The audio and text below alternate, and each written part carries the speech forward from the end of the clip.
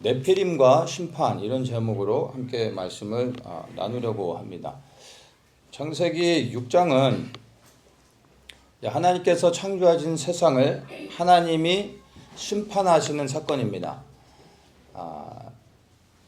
우리는 흔히 이제 노아의 홍수 심판으로 이렇게 이해를 하고 있죠. 그리고 하나님이 물로 세상을 심판하셨다라는 정도로만 이해를 하고 그냥 넘어갑니다. 그런데 이 부분을 우리가 조금 자세히 살펴볼 필요가 있습니다. 왜냐하면 이 물로 세상을 심판하신 이 사건은 그전에도 없었고 그리고 이 사건 이후로도 없었습니다. 도대체 세상의 사람들이 얼마나 어떻게 큰 죄를 지었기에 하나님께서 창조하셔서 기뻐하셨던 그 세상을 심판하실 수밖에 없었는지 우리가 이 부분을 좀 다른 각도로 좀 생각해 볼 필요가 있는 겁니다. 그래서 이 창세기 6장을 우리가 조금 다른 각도로 봐서 좀 제대로 이해를 한다면 이제 성경의 관점들도 우리가 좀 새롭게 그 관점을 통해 새롭게 볼 수 있게 되고 또 성경에 흐르는 큰 맥락들을 우리가 잡을 수가 있게 됩니다. 일반적으로 우리는 성경을 볼 때 구속사의 관점으로 봅니다. 그 구속사란 말하면 이제 구원의 역사를 이야기하는 거죠. 구속사의 관점으로 성경을 보는 거 너무나 중요한데, 그러나 구속사의 관점으로만 성경을 보면 우리가 보지 못하는 것들도 있습니다. 그래서 우리가 봐야 되는 것은 성경을 항상 하나님 나라의 관점으로 볼 수 있어야 됩니다. 이 하나님 나라의 관점 안에 구속사도 포함이 되어집니다. 이 창세기 6장의 말씀을 특별히 하나님 나라의 관점으로 보게 되면 그 회복을 위해서 하나님께서 전쟁하시고 또 정복하시는 그러한 역사로서 우리가 이해를 할 수 있게 됩니다. 그럼 성경이 조금 새롭게 보여질 수 있습니다. 그래서 6장에서는 이제 심판의 원인에 대해서 말씀하시죠. 그리고 7장에서 이제 세상을 심판하시는 사건이 나오는데 6장 전체를 보지 않고 이제 6장의 부분을 좀 보려고 하는데 뭐 이미 노아의 홍수 사건은 다 아는 겁니다. 특별히 얘기하지 않아도 하나님께서 세상을 심판하신 이유가 세상의 죄악이 관영하였기 때문이다. 세상의 죄가 채워졌기 때문이다. 그래서 단순히 이것을 죄의 문제로만 우리가 생각을 하는데 그렇지 않다라는 겁니다. 그래서 1절부터 4절까지의 말씀 짧으니까 우리 한번 같이 읽도록 하겠습니다. 사람이 땅 위에 번성하기 시작할 때 그들에게서 딸들이 나니 하나님의 아들들이 사람의 딸들의 아름다움을 보고 자기들이 좋아하는 모든 자로 아내를 삼는지라. 여호와께서 가라사대 나의 신이 영원히 사람과 함께하지 아니하리니 이는 그들이 육체가 됨이라. 그러나 그들의 날은 120년이 되리라 하시니라. 당시에 땅에 네피림이 있었고 그 후에도 하나님의 아들들이 사람의 딸들을 취하여 자식을 낳았으니 그들이 용사라 고대의 유명한 사람이었더라. 아멘.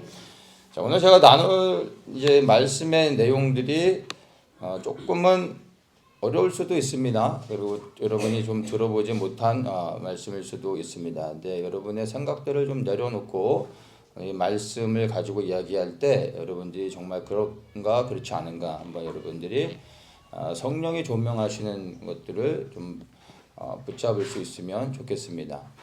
읽은 이 본문 가운데서 우리가 주목해야 되는 세 가지의 단어가 있습니다.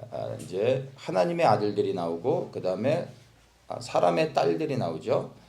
그리고 또 네피림이라는 단어가 나오는데 이 세 가지의 단어를 우리가 좀 살펴보려고 합니다. 하나님의 아들들과 사람의 딸들 이 부분을 우리는 흔히 일반적으로는 셋의 하나님의 아들들은 셋의 후손들 그리고 사람의 딸들은 가인의 후손 이렇게 이야기를 합니다. 그래서 경건한 가인의 아들들과 그리고 불경건한 가인의 딸들이 결혼을 해서 자녀를 낳았는데 이들이 악을 지었기 때문에 하나님이 세상을 심판하셨다. 이들 이제 이렇게 얘기를 하는데 그렇지 않습니다. 만약에 그렇다고 하면은 하나님의 아들들이 아니라 여기서 정확하게 셋의 아들들 그리고 가인의 딸들이라고 명확하게 이야기를 했을 것입니다. 그런데 여기선 하나님의 아들들, 사람의 딸들이라고 말하고 있습니다. 그래서 이게 잘못하면 하나의 이제 알레고리적인 해석으로 접근할 수 있게 되는 겁니다. 그래서 성경에 어디에도 하나님의 아들들이 셋의 후손이고 가인의 이 사람의 딸들이 가인의 후손이다라는 것을 찾을 수 없습니다. 성경적 근거는 전혀 없다라는 것을 여러분이 이해를 하셔야 됩니다. 먼저 보게 될 것이 사람의 딸들인데 이 사람의 딸들은요 말 그대로 그냥 평범한 여인들을 이야기하는 겁니다. 그래서 daughters of man, daughters of Adam. 아담의 딸들이라 말하면 그냥 아담의 혈통을 따라 태어난 이 세상의 여자들을 이야기하는 것입니다. 그래서 세상에 살고 있는 평범한 여자들로 우리가 이해를 하면 됩니다. 그래서 모든 부류의 여자들이라고 생각하면 될 것 같습니다. 우리가 봐야 되는 게 이제 하나님의 아들들인데 이 하나님의 아들들을 sons of God 이렇게 얘기하고 있는데 이 하나님의 아들들을 성경에 어떻게 이야기하고 있냐면 구약에서는 sons of God이라고 말할 때 이 하나님의 아들들은 천사로 항상 이야기합니다. 욥기에서 이 하나님의 아들들이 나오는데 천사로 또 이야기를 하고 있습니다. 그리고 그 외에 구약의 다른 곳에는 이 하나님의 아들들이라는 기록이 없습니다. 신약에서는 하나님의 아들이라는 단어가 나오는데 이것은 첫째는 예수님을 이야기하는 거죠. 그리고 둘째는 우리와 같이 거듭난 그리스도인들을 또한 하나님의 아들이라고도 성경에서 말을 합니다. 그런데 지금 이 창세기 6장에서 나오는 하나님의 아들들이라고 할 때 이것은 구약의 표현입니다. 그래서 구약의 표현에서 동일한 단어가 어디에 쓰였는지를 보면 이 단어의 의미가 무엇인지를 우리가 쉽게 알 수 있는 겁니다. 그래서 이 하나님의 아들들이라고 쓰여진 구약의 모든 용례는 천사들로 의미를 하고 있고 이제 그 히브리어 성경을 이제 헬라어로 번역한 70인역 같은 곳에서도 거기서 천사로 이렇게 언급을 하고 있습니다. 그래서 이 하나님의 아들들은 천사라는 것에 대해서는 성경적으로 의심의 여지 없이 우리가 받아들일 수 있습니다. 그러면 이 하나님의 아들들이 천사들인데 이 천사들이 내려와서 사람의 딸들, 즉 이 세상에 살고 있는 여인들을 취해서 아내로 삼았고 자녀를 낳았다는 이야기가 되는 겁니다. 그러면 이제 사람들이 여기서 이제 질문을 하게 되죠. 어떻게 영적 존재인 천사가 이 세상에 내려와서 사람과 동침해서 자녀를 낳을 수 있느냐? 이게 말이 되느냐? 이렇게 얘기를 할 수 있습니다. 자, 유다서 6절에 보면은 또 자기 지위를 지키지 아니하고 자기 처소를 떠난 천사들을 큰 날의 심판까지 영원한 결박으로 흑암에 가두셨으며 유다서가 너무 짧은 성경이지만 그러나 우리에게 있어 너무나 필요한 것들을 말해주고 있는 그러한 성경인데 여기서 천사에 대해서 언급을 하죠. 이 천사들이 자기 처소를 떠났다라고 지금 표현을 하고 있습니다. 그래서 하나님께서 큰 날의 심판까지 즉 예수 그리스도의 재림 때까지 그들을 가다두었다 이렇게 말씀하고 있습니다. 여기서 자기 처소를 떠난 천사를 우리가 살펴봐야 되는데 처소를 떠났다라고 할 때 그들이 떠난 처소의 의미가 무엇인지를 알아야 되는데 이 처소는 오이케테리온이라는 그러한 단어를 쓰고 있습니다. 이 오이케테리온은 거주지 그리고 집 이러한 의미를 갖고 있습니다. 그러면 그러한 의미로 보면은 우리가 눈에 보여지는 건물, 사람들이 살 수 있는 곳 이렇게 생각할 수 있는데 이 거주지에 대한 구체적인 설명을 뭐라고 하고 있냐면은 of the body as a dwelling place for the spirit 이렇게 얘기합니다. 그러니까 이 거주지라는 것은 우리의 몸, 육체를 이야기하는 겁니다.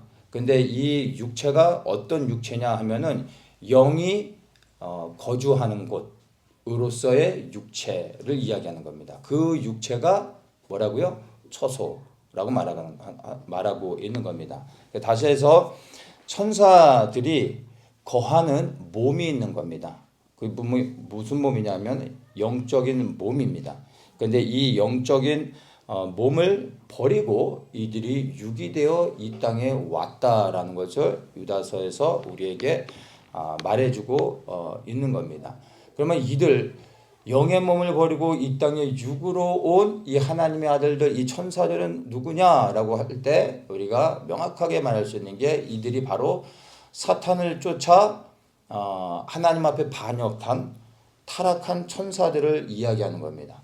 이 타락한 천사들의 대부분은 말씀과 같이 베드로서 2장 그 4절에 보면은 이제 무저갱에 그들을 다 가둬두셨다라고 말을 하고 있는데, 그렇게 가둬지기 이전에 영의 몸을 버리고 육으로서 이 땅에 내려온 그러한 타락한 천사들이 있었다라는 겁니다.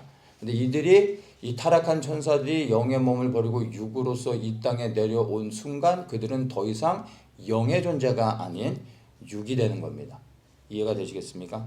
그러한 자들이 이 땅에 내려왔다라는 것을 분명히 말해주고 있고, 이러한 영적 존재인 천사가 육이 돼서 이 땅에 내려왔을 때 그들이 육이 되어졌지만 그러나 영적 능력들, 이 세상에서는 보통 사람들이 행할 수 없는 엄청난 능력들, 그런 강력한 힘, 이런 것들을 가지고 있었던 것입니다. 계시록 12장 9절에 보면 큰 용이 내어 쫓기니 옛뱀 곧 마귀라고도 하고 사단이라고도 하는 온 천하를 꿰는 자라 땅으로 내어 쫓기니 그의 사자들도 저와 함께 내어 쫓기니라. 사탄을 따랐던 타락한 천사들이 내어 쫓겼죠. 그리고 그들 가운데서 대부분은 마지막 날 심판 때까지 지옥의 무저갱에 결박되어져 있지만 그 전에 육으로서 이 땅에 내려온 천사들이, 타락한 천사들이 있었던 것입니다. 그래서 그들이 이 땅에 내려와 육으로서 여인들, 자기가 원하는 모든 여인들을 아내로 삼는 그러한 일들이 바로 창세기 6장에서 있었다라는 것을 명확하게 이야기해주고 있습니다. 그러면 이제 우리가 질문을 다시 좀 해야죠. 어떻게 천사가 여자와 동침해서 자녀를 낳을 수 있냐라고 이제 질문을 하는데, 이 질문은 잘못된 겁니다. 영의 존재인 천사가 사람과 동침해서 아이를 낳을 수 없습니다. 그런데 이러한 일이 일어날 수 있었던 이유, 창세기 6장에서 얘기하고 있는 이 사실이 실제가 될 수 있었던 이유는 이 타락한 천사들이 영으로서 온 것이 아니라 육을 입고 왔기 때문에, 육적인 존재이기 때문에 사람과 동침해서 자녀를 낳을 수 있었던 것입니다. 그래서 질문을 어떻게 영의 존재인 천사가 사람과 동침하여 자녀를 낳을 수 있냐라고 하시면 안 되는 겁니다. 이들은 더 이상의 영적 존재가 아니라 타락한 천사들이 육의 몸으로 내려왔다라는 것으로 여러분이 이해를 하시면 이 질문은 패스할 수 있는 것이죠. 자, 그렇게 해서 태어난 타락한 천사가 육으로서 이 땅에 와서 이제 여자들을 취해서 아이를 낳았는데, 이 아이들을 누구냐 얘기해주고 있죠. 바로 4절에 네피림이다라고 말해주고 있습니다. 이 네피림을 히브리어에서는 나필이라고 이제 이야기를 하는데, 이 나필이라는 단어의 의미는 거인이라는 뜻을 갖고 있습니다. 그리고 단순히 외적으로는 거인의 형태를 취하고 있는데, 이 나필이라는 단어를 조금 더 구체적으로 설명을 하면 이제 이 나쁜 사람들을 괴롭히는 사람, 그리고 폭군, 이런 의미가 담겨져 있습니다. 그러니까 거인도 착한 거인이 있을 수 있잖아요. 근데 이 거인들, 네피림이라는 이 거인들은 아주 악한 존재라는 것을 우리가 이해를 해야 됩니다. 이것을 네피림이라는 단어를 영어에서는 이 네피림의 의미를 fallen one, 그래서 떨어진 것, 떨어진 사람, 그리고 타락한 자, 이런 식으로 영어에서는 해석을 합니다.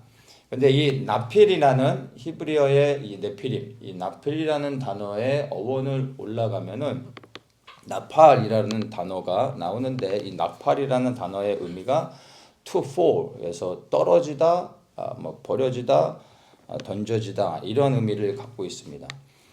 근데 그 네피림이라는 단어를 70인역에서도 어떻게 번역하고 있냐면 거인, 기간타스라는 거인이란 단어로서 번역을 하고 있습니다. 그러니까 외형적으로 타락한 천사가 유기되어서 와서 이 세상의 여자들과 동침해서 아이를 낳았는데 이 아이들이 하나같이 어마어마한 거인이고 엄청난 힘을 가진 그러한 사람들이었다. 근데 그들을 우리는 성경에서는 네피림이었다라고 말하고 있는 겁니다. 그리고 이것을 새 번역에서는 이렇게 얘기해 줍니다. 조금 더 우리에게 명확하게 쉽게 설명해 주는데 그 무렵에 그 후에도 얼마 동안 땅 위에는 네피림이라고 하는 거인족이 있었다.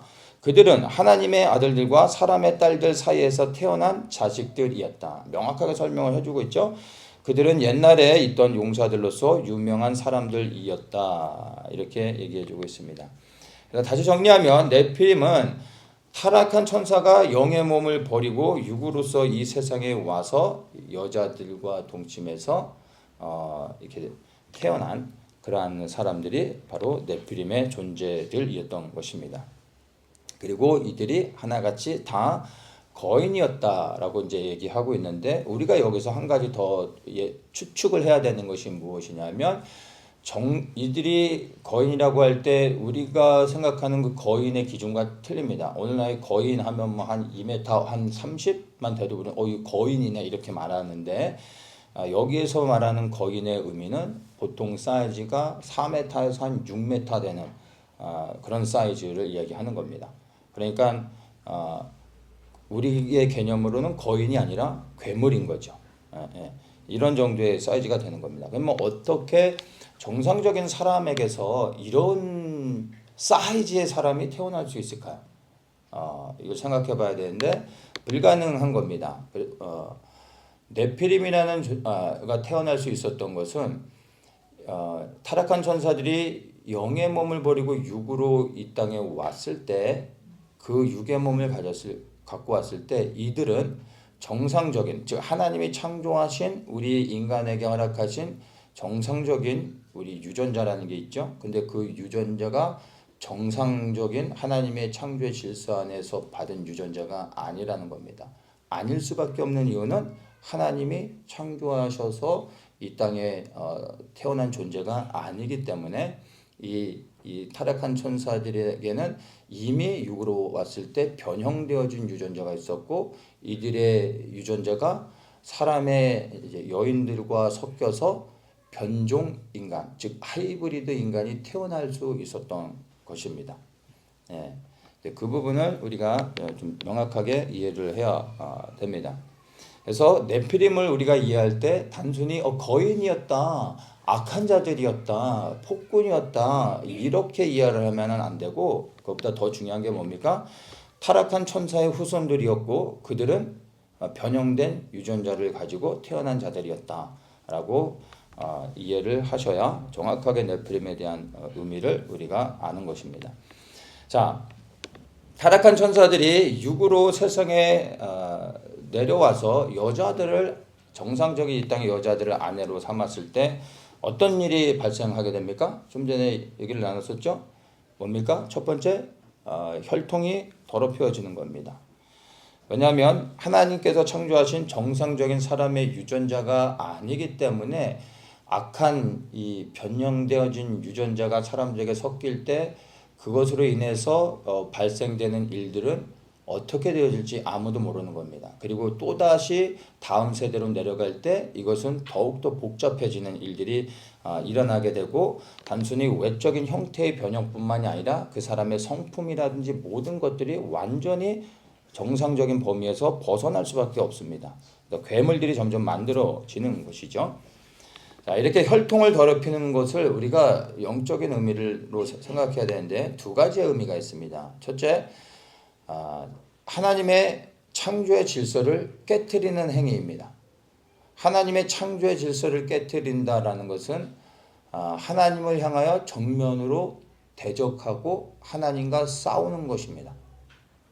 이것을 잘 이해하셔야 됩니다. 우리에게도 자녀가 있는데 여러분 우리의 자녀를 누가 때리면 화가 나죠. 그런데 우리의 자녀들을 데려가서 팔을 떼어내고 그 팔에다가 원숭이 팔을 붙였다 생각해 보세요. 이건 화나는 정도가 아니라 이거는 우리가 어떻게 받아들이는 겁니까? 우리 부모에 대한 최고의 모욕이 되는 거죠. 참을 수 없는 겁니다. 하나님의 창조하시고 하나님이 사람들에게 주신 이 정상적인 삶의 궤도에서 벗어나 변형된 인간을 만드는 순간 하나님은 참으실 수 없는 겁니다. 이거 하나님에 대한 가장 큰 모독이 되는 것입니다. 이 부분을 잘 이해를 하셔야 되는 겁니다. 그래서 오늘날 유전자 변형으로 의학적으로 접근하고 편리함으로 접근하면서 지금 여러 가지 많은 시도들이 이루어지고 있는 것을 우리는 뉴스들을 통해서 잘 알고 있습니다. 그리고 세상은 이런 것들이 새로운 혁명이라고 말하고 있지만 우리 예수 그리스도를 믿는 우리들은 이것에 대해서 정신을 차리고 잘 분별하셔야 되는 겁니다. 혹시라도 전신마비가 되어졌던 사람이 유전자 변형을 통하여서 완전히 새롭게 회복될 수 있다면 와 이거는 엄청난 센세이션이고 의학적인 놀라운 성과라고 사람들은 말하겠지만 그게 하나님을 향하여 대적하는 행위가 되는 겁니다. 이해가 되십니까?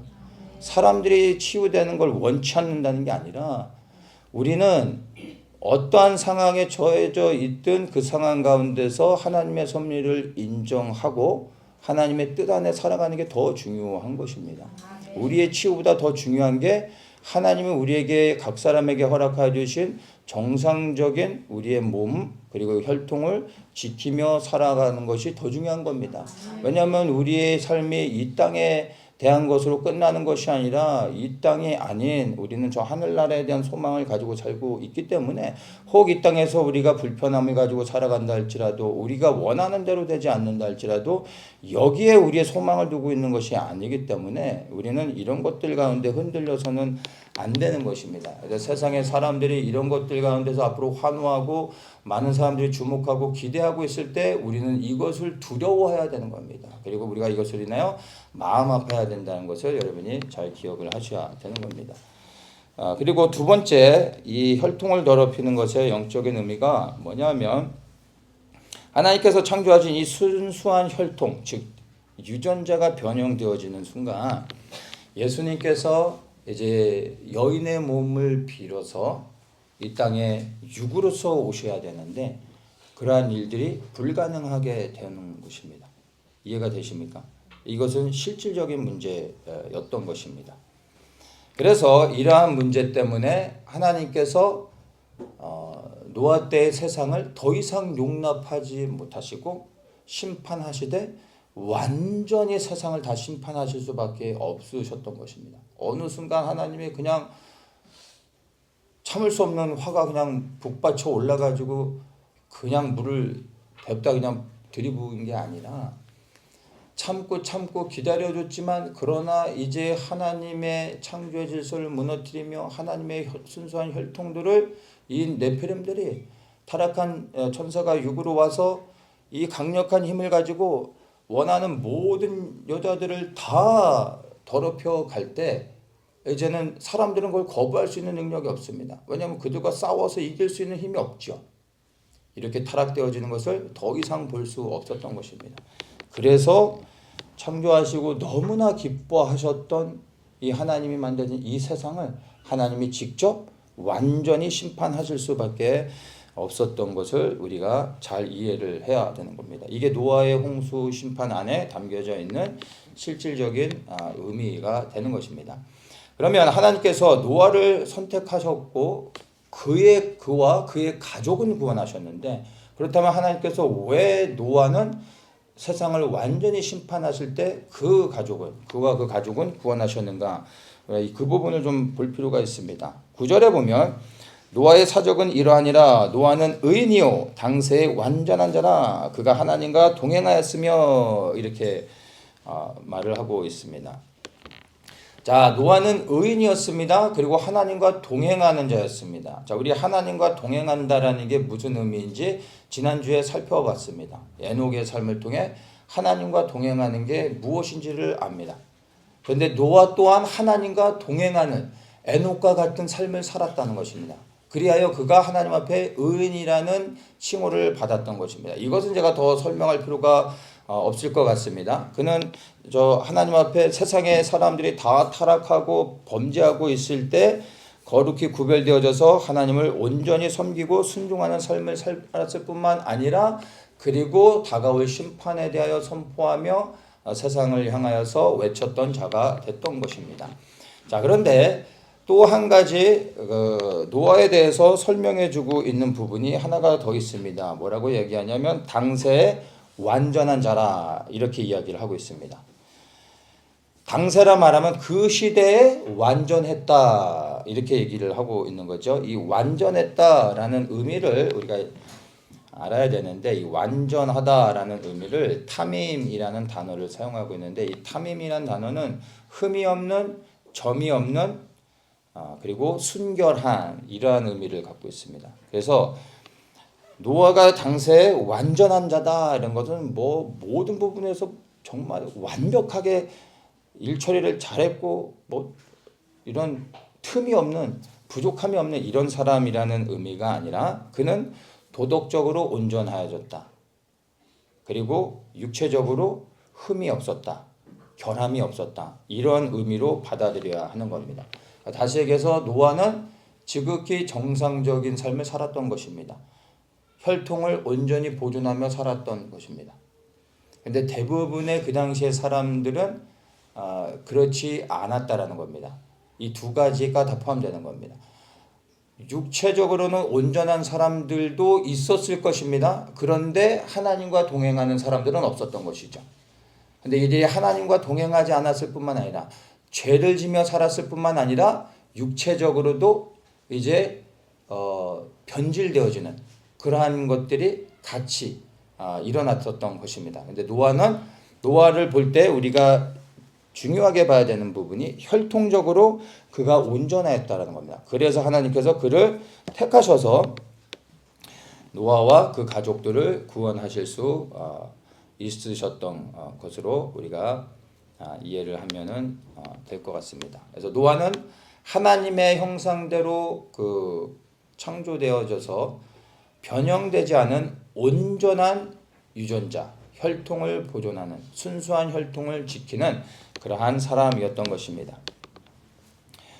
자, 그래서 하나님께서 세상을 심판하실 수밖에 없었던 이유는 이제 우리가 쭉 되돌아보면 너무나 이제 명확하게 나오죠. 단순히 인간의 죄 때문이 아니라 하나님의 혈통을 더럽히고 있는 이 네피림들 그리고 그들을 따르며 변형되어지고 있는 더욱더 타락하고 있는 이 세상의 사람들을 하나님께서 심판하기 위해서 어쩔 수 없는 심판을 하셨다라는 것으로 이해를 하면 세상을 완전히 심판하셨던 하나님의 의도를 우리가 이제 이해하게 되는 것입니다.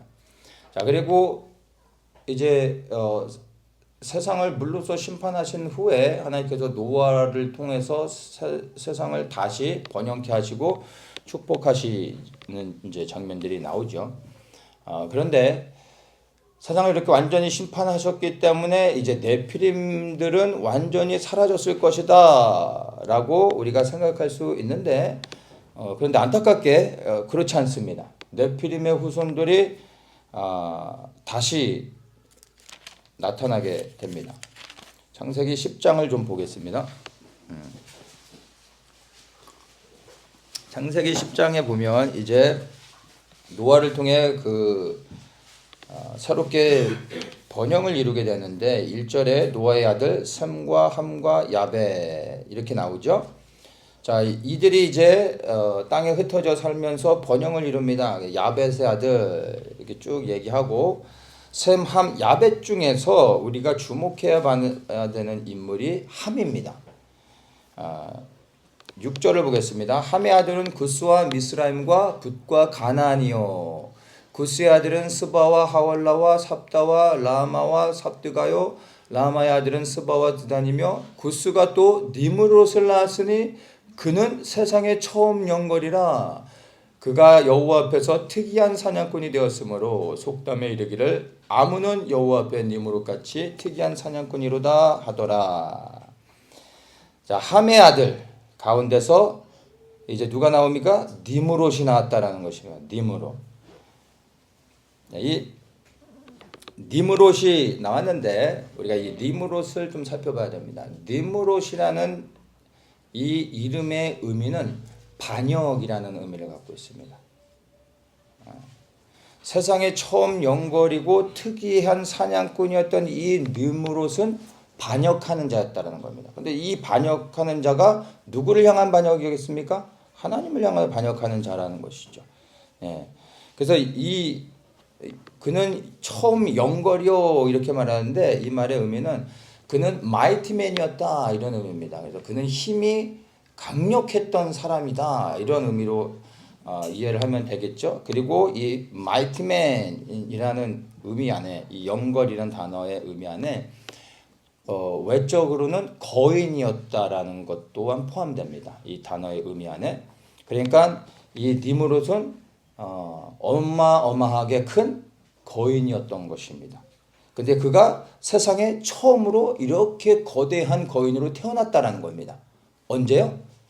노아의 후손들을 통해 새롭게 세상이 시작되어질 때. 원칙적으로 얘기하면 처음은 아니죠. 근데 노아의 심판 이후로부터 세상을 다시 시작하시고 난 후에 처음으로 이 네피림의 후손들이 이 땅에 태어난 겁니다. 그래서 그를 세상의 처음 영걸이다 이렇게 이야기하고 있는 겁니다. 그래서 특이한 사냥꾼 이것도 마이티 헌터 대단한 힘이 강력한 그러한 사냥꾼이었다라고 얘기합니다. 그리고 이제 창세기 10장에 쭉 넘어가 보면 바벨탑을 쌓고 하나님을 대적하며 하나님과 아주 높아지려고 하는 인간들의 범죄가 나오는데 이 바벨탑을 쌓는 자가 니므롯이었습니다. 이가 왕이 되어져서 나라를 세우고 그리고 세상의 모든 사람들을 모아 바벨탑을 쌓는 그런 이제 일들이 있었던 것이죠. 그래서 이 니므롯은 명확하게 우리가 네피림을 이해하게 되면 이 니므롯은 네피림의 후손이었다라는 것을 우리가 알 수가 있습니다. 하나님께서 물로 세상을 완전히 심판하셨음에도 불구하고 그리하여 네피림이 분명히 다 제거되어졌는데 또다시 네피림의 후손들이 다시 생겨난 겁니다. 궁금하지 않습니까? 어떻게 또 이렇게 생겨났을까요? 저도 모릅니다. 그건 저도 모릅니다. 진짜로 모릅니다. 아무도 모를 겁니다. 왜냐하면 성경은 이것에 대해 전혀 언급하지 않습니다. 성경이 언급하지 않을 때 우리도 거기서 멈출 줄 알아야 됩니다. 환상으로 계시로 받으려고 하지 마십시오. 혹시 예수님 간밤에 나한테 오셔서 다 말씀해 주셨다. 저한테 얘기하지 마세요.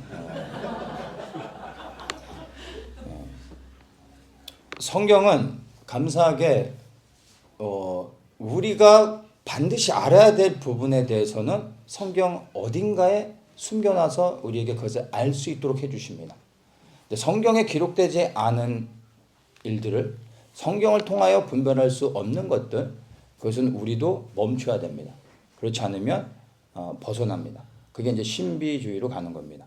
그래서 어떻게 해서 그들이 다시 생겨났는지는 주님을 만나 뵙고 나서 궁금하시면 여쭤보시면 될 것 같고 우리는 알 필요는 없습니다. 중요한 거는 성경이 무엇을 우리에게 얘기해 줍니까?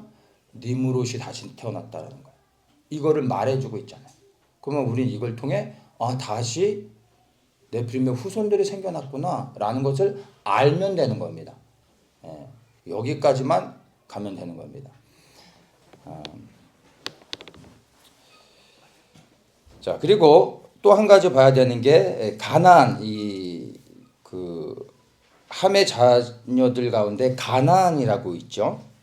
이 가나안의 그 후손들이 나오는데 15절에 보면 가나안의 후손들에 대해서 장자 시돈과 헷을 낳고 하면서 16절부터 우리가 성경 통해서 많이 익숙한 족속들이 나옵니다. 여부스 족속, 아무리 족속, 기르가스 족속, 히위, 알가, 신, 아르아, 스바, 하맛 이러한 족속들의 조상을 낳았더라. 누가요? 가나안이.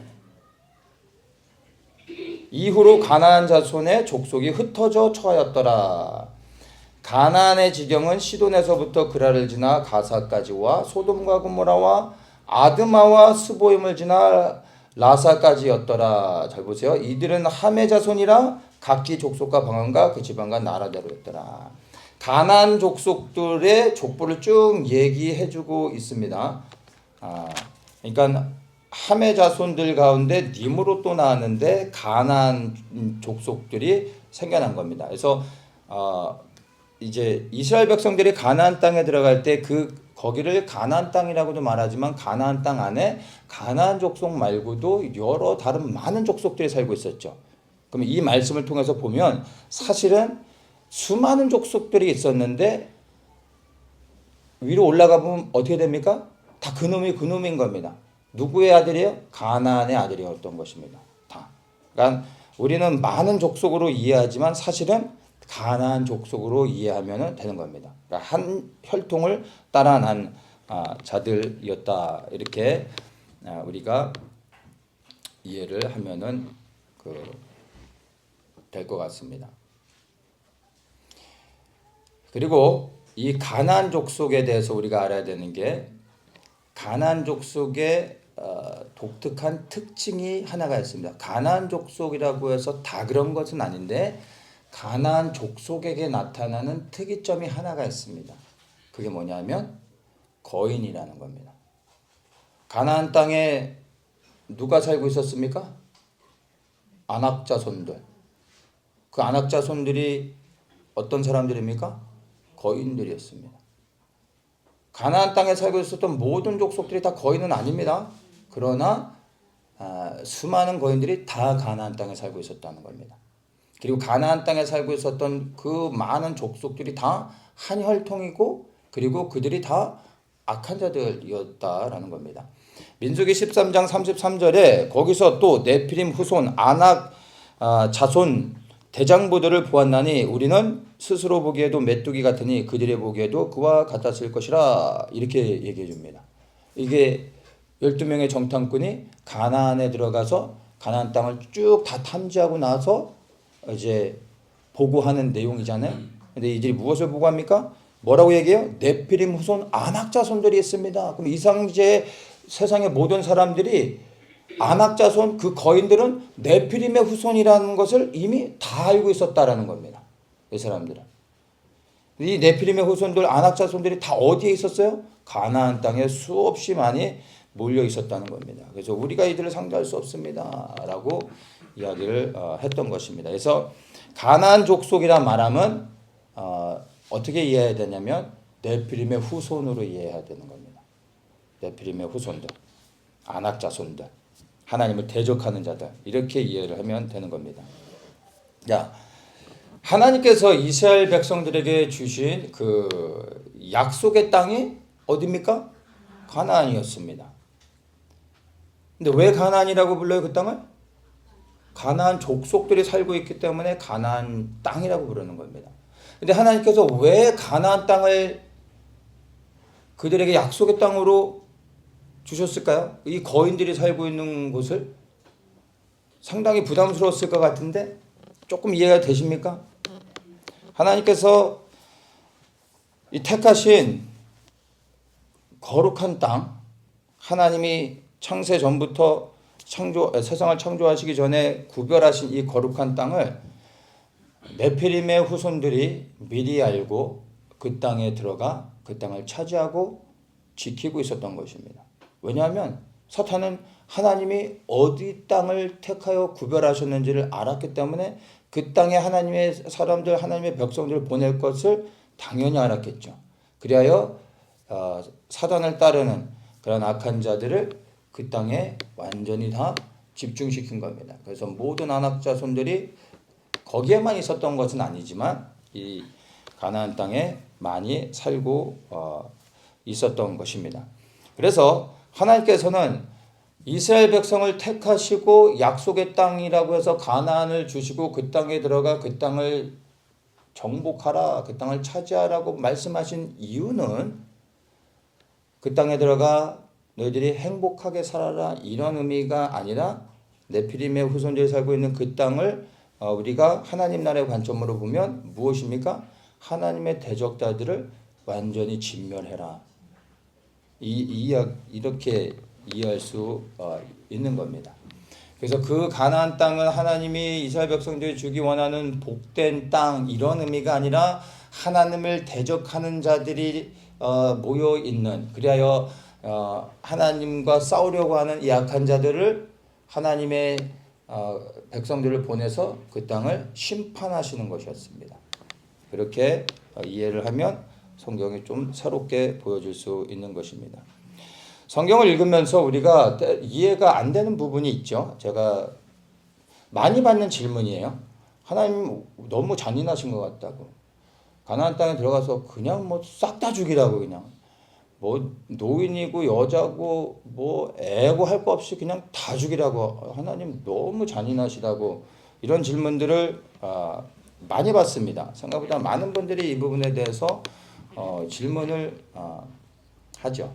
그리고 정말로 성경에 보면 많은 곳에서 그 땅에 들어가 그 땅에 그 가나안 족속들을 쫓아낼 때 완전히 진멸해라 라고 하나님께서 끊임없이 계속해서 강조해서 말씀하십니다. 왜 그렇게 하나님께서 말씀하셨는지 이제 좀 이해가 되십니까? 이게 그냥 과장해서 말씀하시는 것이 아니라 왜 그 땅은 가나안 족속, 즉 하나님을 대적하는 네피림의 후손들이 살고 있었기 때문에 단 한 명도 살려줘서는 안 되고 그들에게 속한 모든 가축까지도 완전히 다 제거하게 하시는 것이 하나님의 뜻이었던 것입니다. 왜냐하면 더럽혀진 것들, 그리고 하나님을 대적하는 자들을 하나님이 조금도 용납하실 수 없기 때문에 그렇게 하신 겁니다. 그래서 이제 하나님의 성품에 대해서 여러분 오해하시면은 안 되는 겁니다. 네, 그런 이유를 우리가 네피림을 바르게 이해할 때 우리가 이것을 알 수 있는 부분입니다. 그래서 하나님께서 이스라엘 백성들에게 가나안을 약속의 땅으로 주신 것은 그들을 구원하시고 복 주시고 번영과 행복을 위해서가 아니라 전쟁을 통해서 심판하시고 그리고 정복하시고 회복하기 위해서 하나님의 백성들을 보냈던 것입니다. 그래서 출애굽하여 하나님께서 이스라엘 백성들을 가나안 땅으로 보내실 때 그들을 향하여 하나님께서 무엇이라고 말씀하시냐면 그 이스라엘 백성들을 향하여 하나님께서 여호와의 군대라고 말합니다. 전혀 군대가 아님에도 불구하고 그들을 부르실 때부터 하나님은 군대로 부르셨던 겁니다. 근데 그 군대로 부르신 이유가 무엇입니까? 가나안에 들어가 행복하게 살기 위해서가 아니라 그 땅에 들어가 생명 걸고 싸우는 전쟁을 해야 되기 때문에 하나님은 그 의도로 보내시는 것이기 때문에 군대라고 말씀을 하시는 겁니다. 이런 것들이 이제 풀어지면 이제 우리가 출애굽해서 가나안 땅을 향해 나아가는 이스라엘 백성들의 이 모든 여정들, 영적인 의미들이 풀어지면 마지막 시대를 살아가고 있는 우리 그리스도인들, 뭐 마지막 시대가 아니다 할지라도 예수 그리스도를 믿고 재림에 대한 소망을 가지고 살아가는 모든 그리스도인들이 어떻게 살아가야 되는지, 어떠한 관점으로 어떠한 영적인 신분으로서 살아가야 되는지를 사실은 너무나 분명하게 알 수 있는 겁니다. 우리 또한 이 세상에서 출애굽해야 되는 겁니다. 우리는 이 세상에 속할 수 없습니다. 여러분, 이 세상에서 우리가 만족하며 사는 것은 이스라엘 백성들이 광야에서 다시 애굽을 그리워하며 거기서는 고기도 먹고 마늘도 먹고 파도 먹었었는데 하면서 돌아가려고 하는 것과 똑같은 겁니다. 혹시 여러분이 육신의 삶 가운데 살만하고 편안하다고 해서 여기가 좋사오니라고 말하면 여러분 사실은 우리가 영적으로는 사단의 권세 아래서 묶여서 살아가고 있다는 것을 아셔야 되는 겁니다. 우리는 출애굽해야 됩니다. 이 세상에서부터 떠나 하나님이 우리에게 약속하신 땅, 그 약속의 땅이 어디입니까? 이 땅에 존재하지 아니한 하나님의 나라인 것입니다. 근데 그 하나님의 나라에 들어가기 위해서는 휘바람을 불며 갈 수 있는 것이 아니라 군대가 되어야 되는 것입니다. 싸우는 자가 되어야 되는 겁니다. 그 땅은 전쟁하며 침노하여 들어가야 되는 것입니다. 그냥 믿습니다 아멘 해가지고 들어갈 수 있는 곳이 전혀 아니라는 겁니다. 그래서 하나님께서 택하신 이스라엘 백성을 향하여서도 군대라고 말씀하셨을 때 그 아버지 하나님의 마음이 어떠한지를 우리가 생각한다면 우리 한 사람 한 사람을 구원하셨습니다. 애굽에서 구원하셨습니다. 바로의 권세에서 세상에서부터 그리고 마귀의 권세로부터 우리를 구원하셔 자유케 하셨습니다. 그리고 우리를 군대로 불러주고 계십니다. 그리고 우리는 이제 그 부르신 가운데 나아가 약속의 땅, 저 하나님 나라를 위하여 이 땅에 이루어질 영광스러운 하나님의 나라 그리고 우리가 들어갈 새하늘과 새 땅을 향하여 우리 한 사람 한 사람들이 무엇이 되어야 됩니까? 군대가 되어야 되는 거예요. 하나님의 군사가 되어야 되는 겁니다. 신부가 아닌 겁니다. 마지막 때가 가까울수록 사람들은 신부 타령을 하는데 여러분 신부가 아니라 군대가 되어져서 그 땅에 들어갈 때 비로소 신부가 되어져서 그리스도를 통하여 영원한 하나님 나라에 들어가 살 수 있게 되어지는 겁니다. 그 전까지 우리는 군대가 되어져서 싸워야 되는 것이고 군복을 벗어서는 안 되는 겁니다.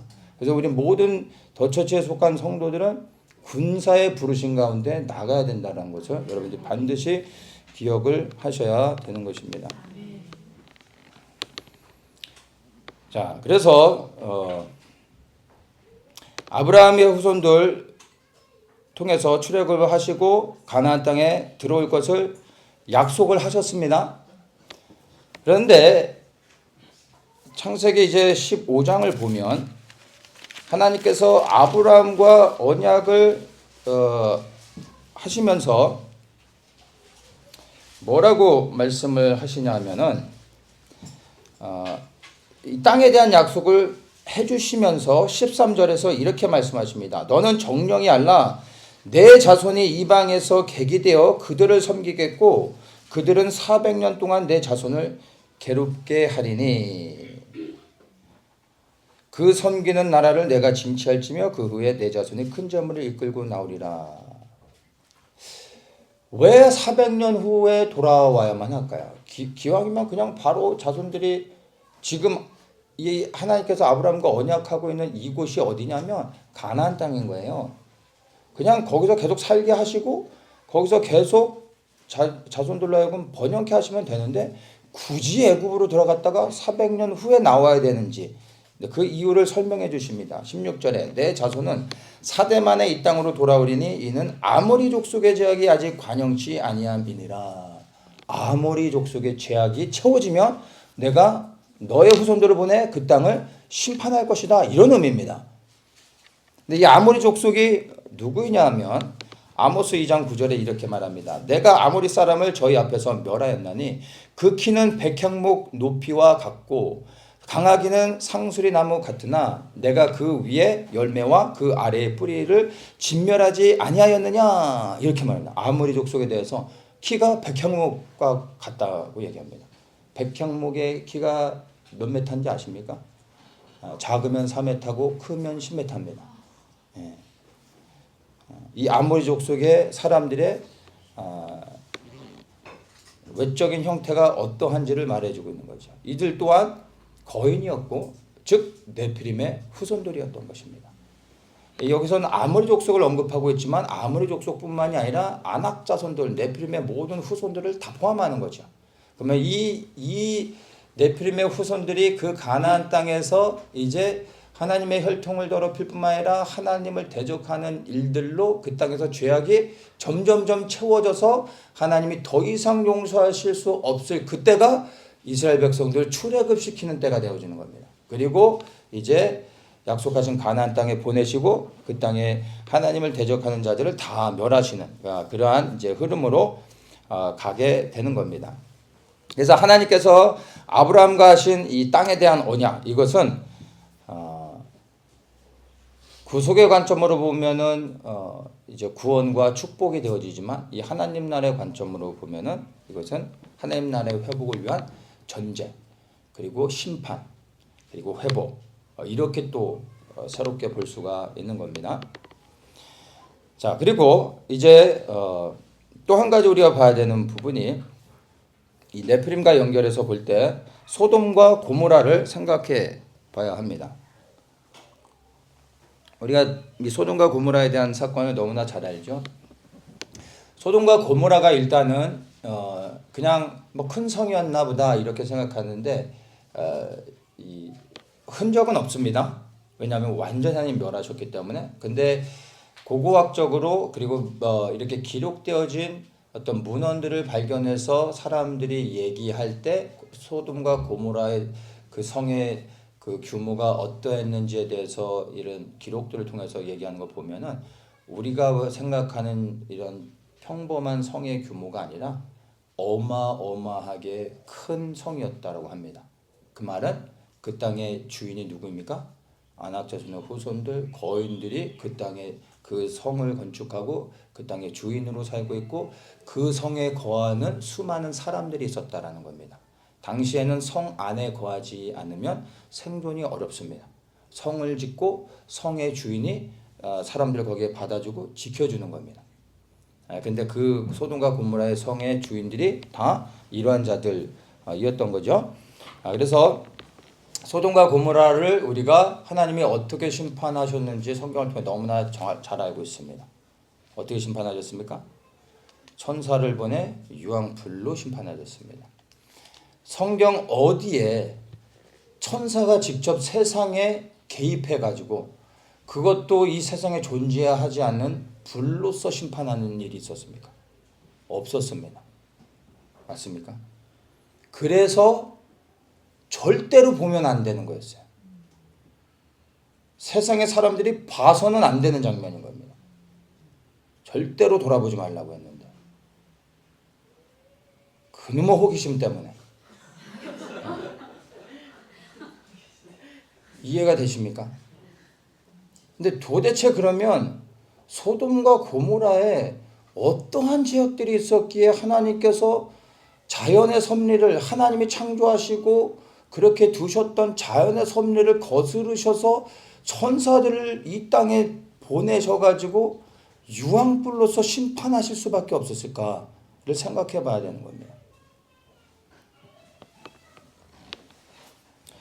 유다서 1장 7절에 소돔과 고모라와 그 이웃 도시들도 저희와 같은 모양으로 간음을 행하며 다른 색을 따라가다가 영원한 불의 형벌을 받음으로 거울이 되었느니라 이렇게 말합니다. 자, 소돔과 고모라 성적으로 엄청나게 타락했다는 거 우리가 너무나 잘 알죠. 여기서도 뭐 음란을 행했다 뭐 이런 얘기들 하죠. 여기서 우리가 봐야 되는 게 다른 색을 따라갔다 이렇게 말합니다. 그래서 다른 색이라는 다른 육체, strange flesh, 다른 육체를 얘기합니다. 이게 뭐가 다른 거냐면 이 다르다라는 단어가 헤테로스라는 단어를 쓰는데 이 단어의 의미는 변형되었다라는 의미를 갖습니다. 그러니까 이 다른 육체를 가진 이 사람들이 있었는데 사람들이 그들과 같이 간음을 행했다는 거예요. 그들과 같이 성적인 범죄를 저지르고 그들을 따라갔다라는 거예요. 그들이 추구하는 대로 그들이 행하는 대로 모든 것을 다 따라 행했다라는 겁니다. 이 다른 육체를 가진 자들. 근데 그들이 누구요? 변형된 육체를 가진 자들. 그 변형된 육체를 가진 자가 누구냔 말이에요. 네피림의 후손들이었던 것이죠. 네. 그래서 외적으로는 소돔과 고모라를 우리는 동성애 때문에 하나님께서 심판하셨다 흔히들 이렇게도 말을 하지만 그것은 외적인 그런 모양새일 뿐이고 본질적으로 하나님께서 천사를 보내서 그 땅을 심판하실 수밖에 없었던 이유는 동성애가 아니라 그 땅에 그 소돔과 고모라에 행해지고 있는 수많은 죄악들의 중심에 네피림의 후손들이 있었기 때문에 하나님이 더 이상 그것을 용납하실 수 없어서 하나님이 심판하셨다라는 것을 우리가 이해를 해야 되는 것입니다. 이 네피림을 심판하실 때, 네피림의 후손들을 심판하실 때 하나님은 초자연적인 방법으로 상식의 선을 벗어나서 하나님이 세상의 역사 가운데 친히 간섭하시는 것들을 지금 계속 보는 겁니다. 홍수의 사건도 이것은 사실은 하나님의 성품 가운데서 있을 수 없는 일 아니겠습니까? 노아의 홍수뿐만이 아니라 이 네피림의 사건도 소돔과 고모라의 심판도 동일한 겁니다. 하나님을 대적한 자들이 있을 때 하나님이 이렇게 하신다는 것을 우리가 알 수가 있습니다. 그래서 네피림은 말 그대로 정상적으로 태어난 사람이 아니기 때문에 외형도 정상이 아니지만 생각하는 것도 DNA 자체가 변형되어졌기 때문에 생각 발상도 정상인이 할 수 없는 생각들을 하는 겁니다. 그러니까 죄를 져도 정상인이 질 수 있는 죄가 있고 비정상적인 사람, 변형된 인간이 짓는 죄는 상상을 초월하는 것입니다. 어떤 죄를 졌는지는 모르지만 우리가 한 가지 분명히 아는 것은 성적인 범죄가 창궐했는데 이 성적인 범죄 가운데서 벗어난 게 무엇입니까? 동성애 그리고 동물들과 하는 수간 이런 것들이 그 당시에 만연했던 것입니다. 근데 이것은 그 당시에 정상적인 사람들이 범죄를 저질러도 절대 이렇게 범죄를 저지르지 않았습니다. 사람들은 누가 이 범죄를 시작했냐면 네피림들입니다. 왜냐하면 이들은 발상 자체가 정상에서 벗어났기 때문에 모든 육체를 그냥 성적인 대상으로 여길 수 있고 남자건 여자건 가리지 아니하고 그리고 그게 뭐 가족이건 아니고 그런 거 상관없이 그게 동물이건 뭐건 살아있는 모든 존재는 다 성적인 대상으로 삼고서 이런 범죄를 저지를 수 있는 이런 생각을 할 수 있었던 건 정상적인 사람한테서는 불가능한 겁니다. 네피림이 이걸 시작했고 사람들은 이것을 따라 똑같이 했던 것입니다. 하나님은 이것을 가증히 여기셨던 것입니다. 그래서 이러한 그 동성애나 수간 같은 이런 범죄들은 네피림을 통해서 이 땅에 시작되어진 범죄로 우리가 이해를 하면 되는 겁니다. 자, 그리고 이스라엘 백성들이 출애굽해서 가나안 땅을 이제 정복하는 이것도 이제는 명확하게 보여지는 거죠. 무엇 때문에요? 바로 네피림의 후손들, 하나님을 대적한 자들을 진멸하기 위한 것이다 라는 것으로 너무나 명확하게 보여지는 겁니다. 그래서 이것을 구속사의 관점이 아닌 이제 하나님 나라의 관점으로 그리고 전쟁의 관점으로 보면은 완전히 새롭게 그 의미들이 해석이 되어집니다. 이 관점으로서 이제 우리가 조금 더 보게 되면 이제 하나님께서 이스라엘 백성들을 출애굽하시고 그 다음에 이제 가나안 땅으로 보내시는 장면이 나오는데 출애굽기 이제 17장에 보면 그들이 이제 애굽에서 나와 쭉 여정을 따라서 이제 가나안 땅을 향해 가다가 이들이 전쟁을 하는 장면이 나옵니다. 출애굽기 17장 8절에 보면은 때에 아말렉이 이르러 이스라엘과 르비딤에서 싸우니라. 이스라엘 백성들이 르비딤이라는 지역에 머물고 있었는데 아말렉 족속이 그들을 기습 공격해서 그들과 전쟁하는 장면이 나오는 겁니다. 자, 그래서 모세가 명해서 이제 그 아말렉과 싸움을 하게 하죠.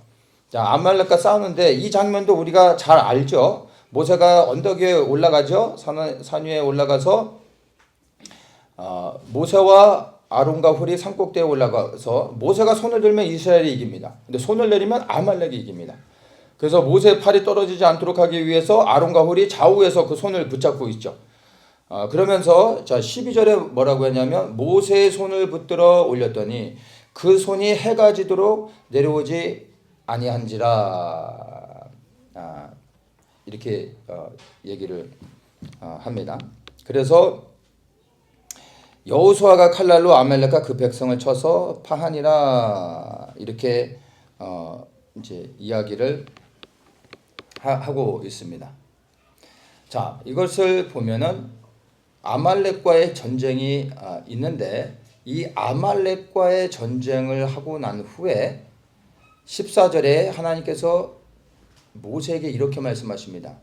이것을 책에 기록하여 기념하게 하고 여호수아의 귀에 외워 들리라. 내가 아말렉을 도말하여 천하에서 기억함이 없게 하리라. 무서운 말씀하십니다. 이것을 반드시 기록해서 내가 아말렉을 완전히 진멸할 것이다. 여호수아에게 이게 귀가 닳도록 이야기해라. 절대 잊지 말도록 해라. 천하에서 완전히 없어버릴 것이다. 이렇게 얘기하십니다. 16절에 여호와께서 맹세하시기를 여호와가 아말렉으로 더불어 대대로 싸우리라. 하나님이 스스로에게 맹세하시는 겁니다. 내가 아말렉과 싸우겠다. 이 말씀은 무엇입니까? 내가 반드시 아말렉을 진멸하겠다. 이런 말씀을 하고 계시는 겁니다. 이제 도대체 아말렉이 어떤 자들이기에 하나님이 이렇게 아말렉을 향하여 맹세하시면서 그들과 싸우고 진멸하겠다고 말씀하실까요? 자, 상황을 봐야 되는데 이스라엘 백성들이 루비딤에 있었습니다. 아말렉 족속이 거주하는 곳은 가나안 땅입니다. 정확하게는 부엘사바 밑에 거주하고 있었습니다. 그러면 가나안 땅과 르비딤은 시나이 반도 홍해 밑에 바닷가 쪽입니다. 그러니까 위치상으로 완전히 떨어져 있습니다. 르비딤이라는 위치에 그 지역에 아말렉 족속들이 살고 있어서 지나가다가 부딪히면은 이해가 되는 거죠. 근데 완전히 떨어져 있어서 전쟁할 이유가 없는 겁니다. 근데 아말렉 족속이 이들을 공격했습니다. 그럼 무슨 의미입니까? 이들이 원정까지 와가지고 이스라엘 백성들을 공격했던 것입니다. 이들은 이제 애굽에서 막 나와서 아직 준비도 되지 않았는데 아말렉은 이들을 죽이기 위해 저 광야를 지나 원정까지 와서 그들을 공격했던 것입니다. 신명기 25장에 보면은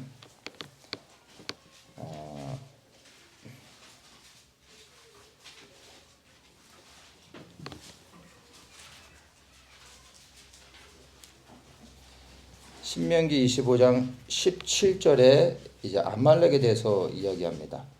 너희가 애굽에서 나오는 길에 아말렉이 내게 행한 일을 기억하라. 곧 그들이 하나님을 두려워하지 아니하고 너를 길에서 만나 너의 피곤함을 타서 내 뒤에 떨어진 약한 자를 쳤느니라.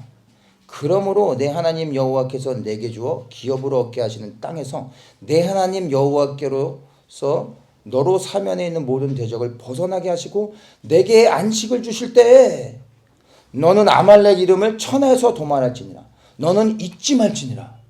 이렇게 말씀하시는 겁니다. 그러니까 아말렉이 이스라엘 백성들을 공격하러 온 게 아니라 누구를 공격하러 온 거예요? 하나님을 공격하러 온 것입니다.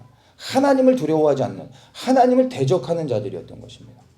그런데 이것도 전쟁은 원래 군인들끼리 해야 되는 거잖아요. 근데 비겁하게 어떻게 합니까? 뒤에서 치는 거예요. 누구를요? 낙오되어 있는 연약한 사람들. 그럼 누구겠습니까? 노인이거나 여자이거나 어린아이들 거 아니에요. 근데 이런 식으로 공격한 거예요. 하나님이 참으실 수 없는 것이죠. 이것은 첫째는 하나님에 대한 대적입니다. 하나님과 싸우려고 했던 것입니다.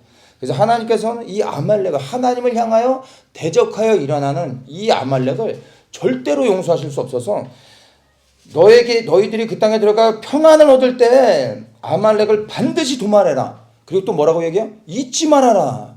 이렇게 말씀하셨다는 것을 기억해야 됩니다. 이 아말렉 족속은 거인 족속이 아닙니다. 평범한 사람들입니다. 그런데 가나안 족속인 것입니다. 가나안 족속의 특징이 뭐냐면 거인들이 많았지만 이 가나안 족속들은 모두가 다 하나님을 대적하는 자들이었습니다. 하나님을 안 믿는 사람들이 있고 하나님을 대적하는 사람들이 있는데 완전히 다른 겁니다. 하나님을 믿지 않는 사람들 가운데 대적하는 사람이 있고 대적하지 않는 사람이 있습니다. 하나님을 모르기 때문에 안 믿는 사람들은 그냥 안 믿는 겁니다. 근데 하나님을 안 믿지만 하나님을 의도적으로 대적하는 자들이 있어요. 이런 자들은 악한 겁니다. 하나님이 이런 자들은 용서하지 않는 겁니다. 이해가 되십니까? 저 김일성 같은 저런 사람. 하나님을 몰라서 구원받아야 될 불쌍한 영혼이 아니라 저런 인간은 하나님을 대적하는 자인 겁니다. 이 사람은 절대 구원받지 못합니다. 절대 변화되지 않습니다. 근데 이런 사람을 위해 기도하는 사람들은 미혹된 사람들인 겁니다. 누가 이런 사람을 위해 기도하고 있는지 보시고 분별하셔야 되는 겁니다. 하나님을 대적하는 것과 하나님을 믿지 않는 것 여러분이 잘 분별을 하셔야 되는 겁니다. 자, 그래서 이렇게 아말렉 족속들이 가나안 땅에 들어가기도 전에 가나안 땅에서부터 실제 전쟁이 이루어지는데 원정까지 와서 아예 처음부터 씨를 말려버리려고 했던 게 이 아말렉 족속. 하나님 보실 땐 정말 용서할 수 없는 이러한 자들이 됐던 것입니다. 그래서 다시 한번 얘기하면 네피림의 후손, 아낙 자손, 가나안 족속, 뭐 이 아말렉까지 포함해서 이러한 모든 자들은 다 하나님을 대적하는, 하나님과 싸우는 자들, 반역자들입니다. 그래서 이들을 혈통적으로 보면은 이들은 혈통적인 뿌리는 가나안에 있습니다. 근데 영적인 뿌리는 누굽니까? 사탄이 되는 겁니다. 근데 이 성경에서는 이들을 누구의 후손이라고 말하냐면 창세기 3장에 보면 뱀의 후손들이라고 말하는 겁니다. 혈통을 따라오는 게 아닙니다. 뱀의 후손이라 말할 때 이것은 영적인 그 의미를 갖고 있습니다. 그런데 육체적으로는 가나안의 후손들로서 하나님을 대적하는 자들이 되었다라는 것을 우리가 이해를 해야 되는 겁니다. 자, 그래서 이 아말렉의 그 아말렉 족속의 역사가 여기서 끝나지 않습니다. 어디까지 이어지냐면 사울 왕, 그리고 다윗, 그리고 나서 에스더까지 이어집니다. 이 부분을 좀 그 보면은 사무엘상에 보면, 사무엘상 15장에 보면 이제 그 사울이 이제 하나님의 말씀에 불순종해서 왕에서 폐위되는 그러한 사건이 기록되어 있습니다. 뭐냐면 사무엘이 와서 이제 사울에게 이야기하죠. 아말렉과 싸우는데 아말렉을 진멸하고 나면 그 아말렉에 속해져 있는 모든 소유, 3절입니다. 아말렉을 쳐서 그들의 모든 소유를 남기지 말고 진멸하되 남녀와 소아와 젖 먹는 아이와 우양간 약대와 나귀를 죽이라. 왜 이렇게 하라고 하는지 이제 이해가 되시죠?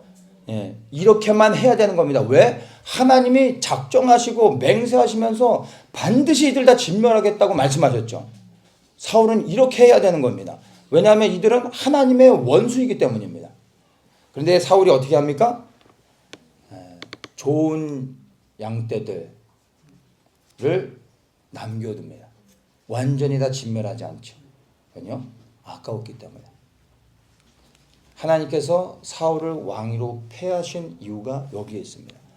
우리는 단순히 불순종이라고 말하죠. 물론 불순종한 건 맞습니다. 불순종이긴 하는데 구체적인 이유를 더 들어가서 보면 아말렉을 하라고 했는데 아말렉을 진멸하지 않은 겁니다. 이들은 하나님의 원수인데 하나님의 원수를 살려주는 것은 하나님에게는 원수와 같은 겁니다. 용서할 수 없는 것이었습니다.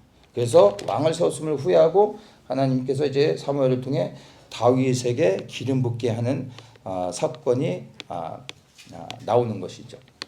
그래 하나님께서 이제 사무엘을 통해 다윗에게 기름을 붓고 난 다음에 그 다음에 이제 사무엘상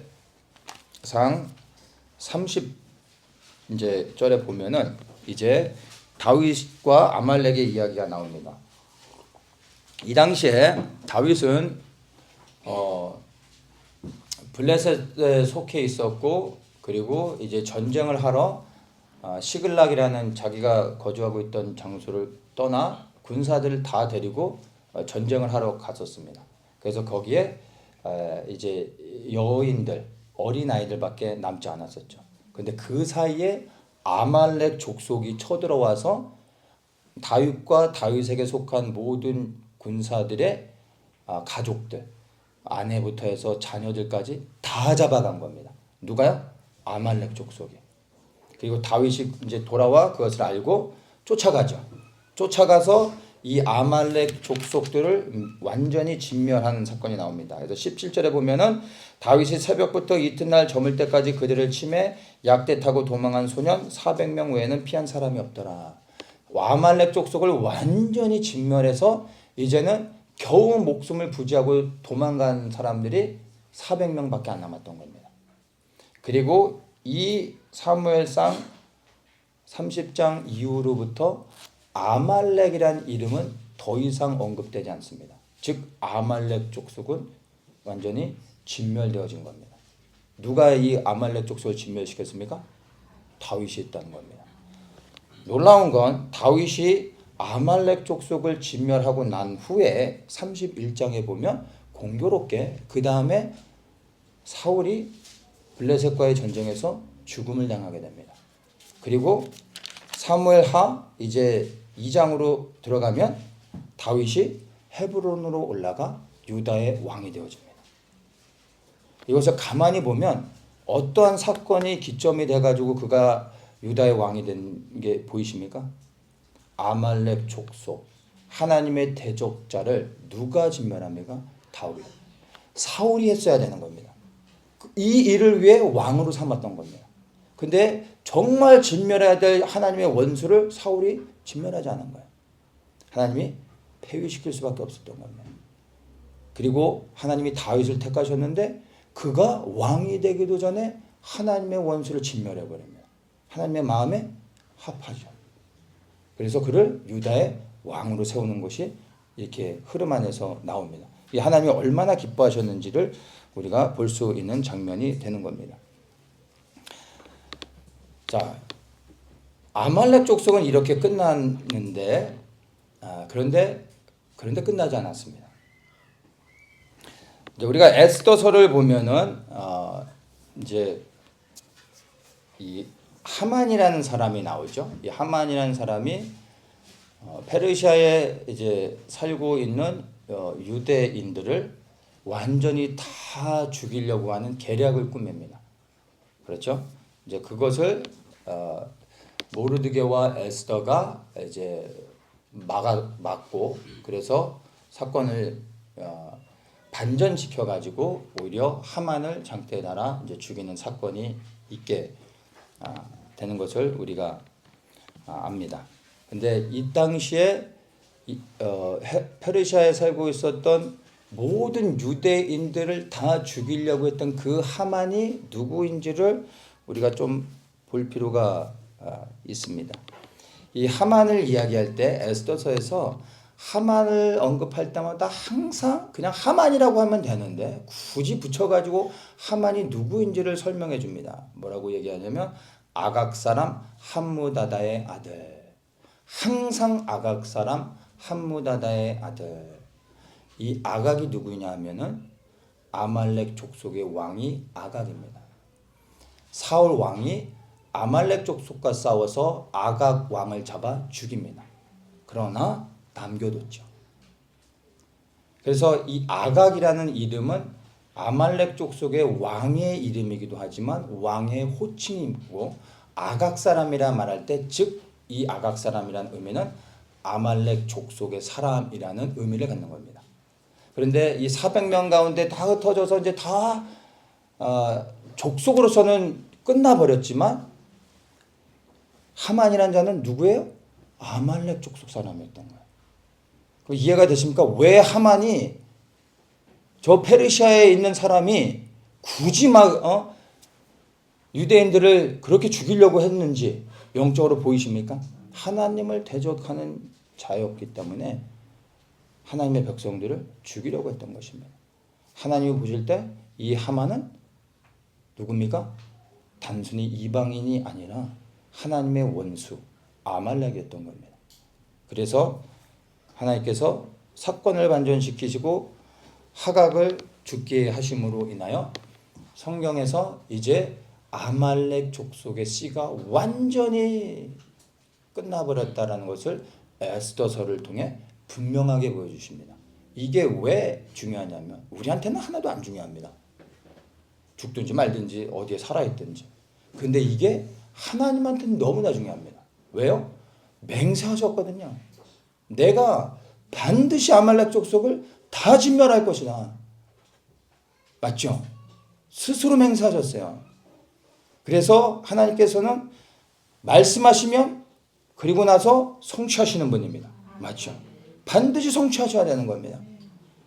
이 아말렉 족속을 멸했던 다윗을 그래서 하나님이 기뻐하셨던 거고 그리고 이제 남아있던 이 잔당들 가운데 이 하만을 하나님께서 심판하시고 죽이심으로 인하여 이 땅에 이제 아말렉 족속이 완전히 하나님께서 제거하셨다라는 것을 에스더서를 통해 보여주시는 겁니다. 하나님의 원수가 사라진 것이죠. 이런 것에 의미를 두면 좀 새롭게 보여줄 수 있는 부분이 되는 겁니다. 그래서 이 사건을 기념해서 유대인들은 불임절로서 막 축제를 벌리는데 사실은 유대인들의 이 불임절의 의미는 구원이나 어떤 축제 이런 게 아니라 하나님의 원수를 제거하는 그러한 사건이었습니다. 그리고 하나님이 어떠한 분인지를 다시 한번 알 수 있는 그러한 부분이 되는 것이죠. 자, 그리고 또 연결해서 보면 네피림의 이야기가 아직 안 끝난 겁니다. 지금 다 네피림과 가나안 자손의 후손들의 이야기를 하고 있는 겁니다. 그리고 이 흐름들이 지금 어떠한 이 관점으로 쭉 풀어지고 있는지를 여러분들이 이제 이해를 하셔야 되는 겁니다. 자, 다윗이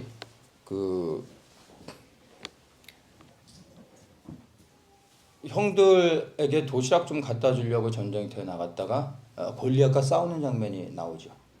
그죠? 그리고 이제 골리앗과 싸우는데 돌을 몇 개를 가지고 나갑니까? 5개를 가지고 나갑니다. 그래서 우리는 하나 던졌는데 빗 맞으면 또 하나 또 있으니까 5번의 찬스가 있으니까 혹시나 몰라서 5개를 들고 간 것으로 이제 생각을 하는데 그렇지 않습니다.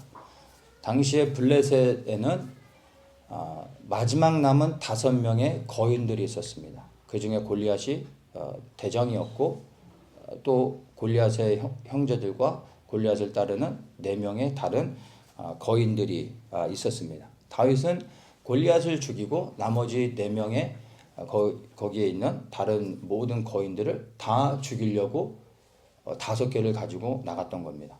근데 하나님은 다윗에게 골리앗만 죽이도록 허락하시고 4명은 하나님이 다윗이 아닌 다윗의 용사들을 통해서 이제 하나님께서 그 한 명 한 명씩 제거하는 그러한 이제 그 사건이 나옵니다. 그래서 다윗이 골리앗과 싸우러 나갈 때 골리앗을 향해 외쳤던 것이 있죠. 너는 칼과 창과 단창으로 내게 오거니와 나는 만군의 여호와 이름 즉 내가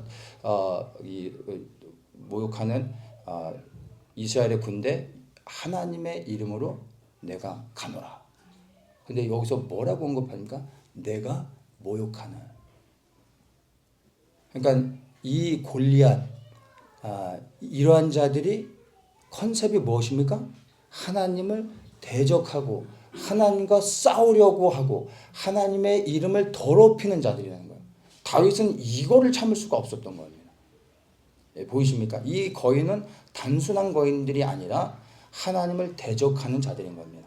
그리하여 이 5명의 하나님을 대적하는 자들을 다윗이 다 죽이려고 했다는 것을 우리가 알아야 되고, 그 다음에 이제 그 사무엘하 그 21장 한번 보겠습니다. 다윗 5명의 거인들이 남았었는데 다윗이 골리앗을 죽였고 4명의 거인은 여전히 남아 있었습니다. 그런데 그 부분에 대해서 이제 성경에서 굳이 친절하게 이거를 기록을 합니다.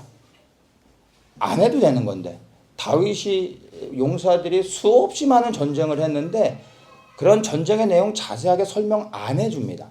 누가 누굴 죽였고 이런 얘기 안 해줍니다. 그런 거 기록하려면 끝도 없겠죠. 그런데 굳이 몇 명의 사람들은 기록을 해서 이야기해 줍니다. 이들이 누구인지를 한번 보면 이해가 됩니다.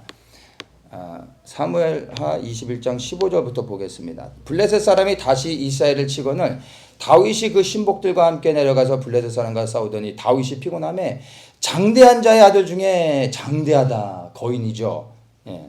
300세겔 중 되는 노창을 들고 세 칼을 찬 이스비 브노비 다윗을 죽이려 하매 수리아의 아들 아비새가 다윗을 도와 그 블레셋 사람을 쳐 죽였으니 이랬죠. 그러면 이제 뭐요? 이 장대한 자 이스비 브노 한 명 죽였죠. 거인인 겁니다. 자, 그 다음에 18절 그 후에 다시 블레셋 사람과 굽에서 전쟁할 때 후사 사람 십부게가 장대한 자의 아들 중에 사업을 쳐 죽였고 장대한 자라고 굳이 정확하게 설명을 해주고 있죠. 19절에 또 다시 블레셋 사람과 굽에서 전쟁할 때 베들레헴 사람 야레오 르김의 아들 엘하난이 가드 골리앗의 아우 라흐미를 죽였는데 그 자의 창자로는 배틀채 같았더라. 뭐 배틀채 같았더라. 하여튼 뭐 무지막지하게 컸다 이런 얘기죠. 거인이었다라는 얘기입니다. 이제 또 한 놈 남았습니다. 20절에 또 가드에서 전쟁할 때 그곳에 키 큰 자 하나는 매 손과 매 발에 가락이 6씩 모두 24가락이었는데 저도 장대한 자의 소생이라. 당시에 네피림의 후손들의 특징이 뭐냐면 손가락이 6개, 발가락이 6개였습니다. 그래서 이렇게 손을 보여주면 나는 정상적인 사람입니다 라는 사인들이 그 당시에는 있었던 것입니다. 이게 네피림의 후손인 거죠. 그래서 저가 이스라엘 사람을 능욕함으로 다윗의 형 삼마의 아들 요나단이 저를 쳐 죽이니라. 몇 명 죽었습니까? 4명 죽었습니다. 합이 5이 되는 거죠. 22절에 이 4사람 가드의 장대한 자의 소생이 다윗의 손과 그 신복의 손에 다 죽었더라. 다 죽었더라. 전쟁에서 죽은 사람들이 한둘입니까? 근데 이것을 분명하게 언급해 줍니다. 다 죽었다. 이 말은 무엇입니까? 가나안의 딸 살고 있었던 하나님을 대적하는 네피림의 후손들이 다 죽었다라는 겁니다. 근데 누구를 통하여 제거하셨습니까? 다윗을 통하여, 다윗의 용사들을 통하여 다 제거했다라는 것입니다. 우리는 다윗이 찬양하는 자이기 때문에 하나님께서 그를 기뻐하시고 내 마음에 합한 자다라고 생각하면서 고난과 어려운 가운데서도 하나님을 찬양해야 된다라고 말합니다. 틀린 말은 아니죠. 그런데 맞는 말이 아닙니다. 하나님이 정말로 다윗을 기뻐하셨던 이유는 그가 비퍼와 수금을 치는 자였기 때문이 아니라 무엇 때문에요? 전쟁하는 자였어요. 근데 더욱더 구체적으로 무엇이요? 하나님의 원수들을 다 죽였다라는 거예요. 이 하나님의 원수들을 제거한 사람이 누구예요? 아말렉도 다윗이 죽였어요. 네피림의 후손들도 다윗이 다 죽였습니다. 하나님이 기뻐하실 수밖에 없죠. 내 마음에 합한 자라고 말할 수밖에 없는 것입니다. 이해되십니까? 여러분이 하나님의 마음에 합한 자가 되기 원하십니까? 눈을 부릅뜨고 하나님의 대적자가 어디 있는지 찾으십시오. 육에 그런 거는 없고 영으로. 괜히 엄한 사람한테 시비 걸지 마시고 여러분 하나님의 대적자가 누구인지를 알고 그 영적인 대적자를 향하여 우리가 다윗과 같이 나가 우리의 생명을 걸고 전쟁하며 싸우면 하나님이 기뻐하실 수밖에 없죠. 나를 위하여 나의 더럽혀진 이름을 위하여 생명 걸고 싸우는 다윗, 일평생 피를 흘리며 전쟁한 이 다윗, 그리하여 하나님이 작정하시고 멸하기로 했던 아말렉을 제거하시고 이 아낙 자손들 네피림의 후손들을 이 다윗이 다 죽였을 때 하나님이 다윗을 얼마나 기뻐하시겠습니까? 기뻐하실 수밖에 없죠. 하늘에서도 하나님께서 다윗은 업고 다니지 않을까 싶습니다. 이러한 사람이 이 세상에 없었습니다. 다윗 이전에도 없었고 다윗 이후에도 없었습니다. 하나님이 기뻐하시는 자, 저 골방에 들어가서 흰 옷 입고서 기도하는 사람들이 아니라 주의 오실 길을 생명 걸고 나아가 싸우며 열어내는 자, 그런 자를 하나님이 기뻐하시며 다윗과 같은 자라고 하나님이 말씀해 주실 거라고 저는 믿습니다. 우리가 정말 주의 오심이 임박해진 시대를 살아가고 있다는 걸 안다면 무엇을 해야 되겠습니까? 싸워야 되는 겁니다. 전쟁하는 자가 되는 겁니다. 무서워해서는 안 되는 겁니다. 하나님의 원수가 누구인지를 알고 그 원수들을 향하여 나아가 우리가 용기를 내 골리앗 앞에 나가며 외쳤던 그 다윗의 외침과 동일하게 하나님을 대적하는 자들을 향하여 동일하게 우리가 나아갈 수 있어야 된다는 겁니다. 그리고 다윗을 통하여 그리고 다윗의 그 부하들을 통해 이 5명의 이 골리앗 이 네피림의 후손들이 다 제거되어졌다라는 것을 끝마치고 나서 사무엘하 22장에서 놀라웠게 다윗이 감사의 찬양을 올려드립니다. 근데 이 감사의 찬양을 보면요, 사무엘하 22장 보면 2절에 여호와는 나의 반석이시오 나의 요새시오 나를 건지시는 자시오 나의 하나님이시오 나의 피할 바이시오 나의 방패시오 나의 구원의 뿌리시오 나의 높은 망대요 나의 피난처요 나의 구원자시라 나를 흉악에서 구원하셨도다. 이런 거예요. 이 잘못 붙여진 것 같지 않습니까? 이건 내용이 뭡니까? 시편이잖아요. 이 시편에 들어가야 될 내용이 사무엘하 22장에 들어가 있는 거예요. 이거 완전한 시편입니다. 시편에 들어가야 되는 건데 왜 여기에 갖다 붙입니까?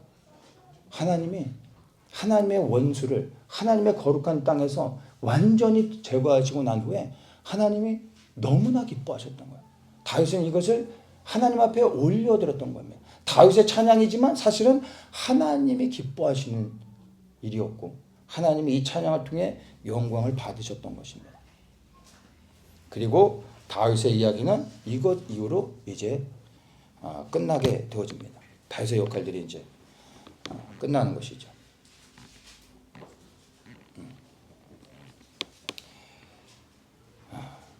다윗이 가나안 땅을 정복한 다음에 이스라엘 왕국을 세웠는데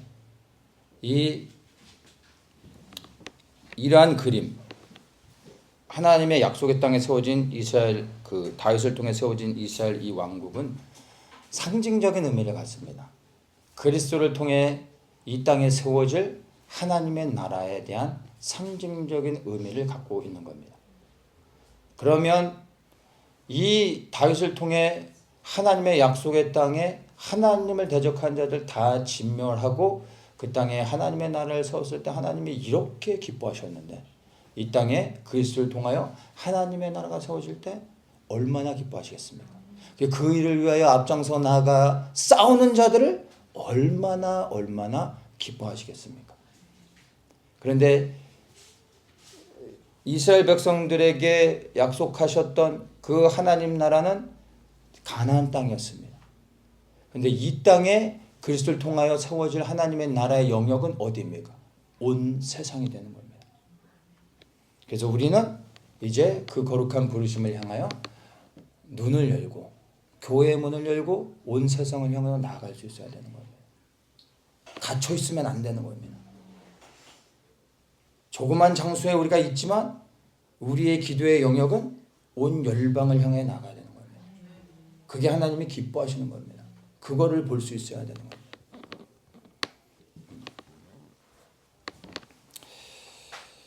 우리는 예수님의 재림의 시대를 살고 있고 그리고 주의 오실 길을 예비해야 됩니다. 이제 성경의 역사는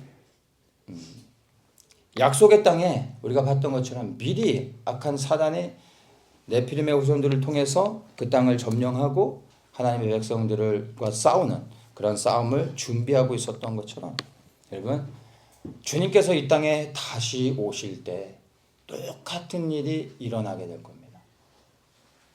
그리고 이 온 세상 가운데 그러한 네피림의 후손들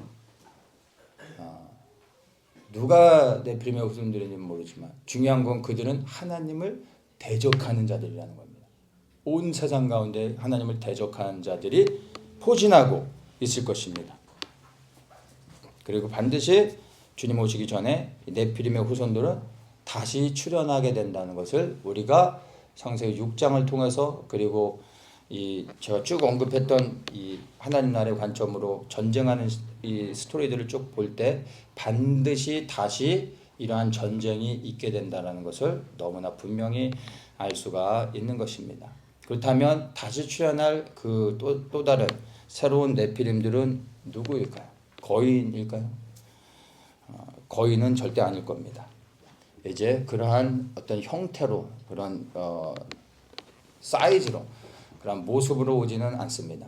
중요한 게 무엇입니까? 제가 네피림으로 말할 때 거인이다라는 게 중요하지 않다고 얘기했습니다. 무엇이 가장 중요합니까? 변형되어졌다라는 겁니다. 하나님의 온전한 창조의 형상으로 있지 않는 사람들, 그들이 새로운 네피림이고 하나님을 대적하는 자들이 되는 겁니다. 그러면 거기에 포인트가 무엇입니까?